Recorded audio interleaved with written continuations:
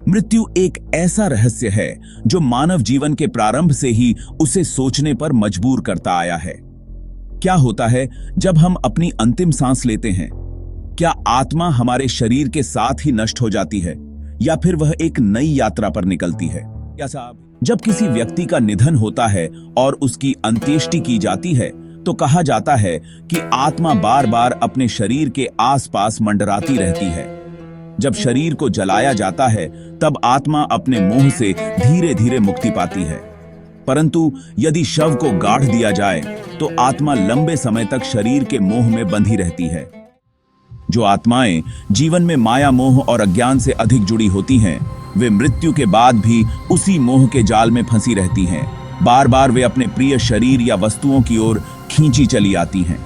ऐसी आत्माएं न केवल शरीर बल्कि अपने प्रियजनों के पास भी रहने की कोशिश करती हैं।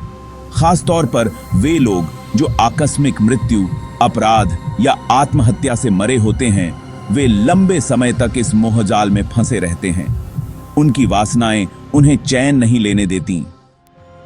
ऐसी आत्माएं जो असामान्य परिस्थितियों में मरी होती हैं, जैसे कि अकाल मृत्यु या अपघात, वे प्रेत रूप में दिखाई देती हैं। उनकी मानसिक स्थिति इतनी विकट होती है कि वे बदला लेने या अधूरी इच्छाओं को पूरा करने के लिए भटकती रहती हैं। तांत्रिक लोग कई बार ऐसी प्रेतात्माओं को साधना के द्वारा अपने वश में कर लेते हैं, लेकिन ये आत्माएं कभी खुश नहीं होती। अवसर मिलते ही वे अपने बंधन से मुक्त होने की कोशिश करती हैं और कभी-कभी तो तांत्रिक को नुकसान भी पहुंचा देती हैं। धार्मिक और प्रबुद्ध आत्माएं अंत्येष्टि के बाद अपने प्रियजनों और पुराने संबंधों से मोह भंग कर लेती हैं। वे एक गहरी निद्रा में प्रवेश करती हैं, जिससे वे आराम कर सकें और पुनर्जन्म के लिए तैयार हो सकें। यह नींद कितनी लंबी होगी, यह आत्मा की मानसिक स्थिति और उसके जीवन काल में किए गए कर्मों पर निर्भर करता है।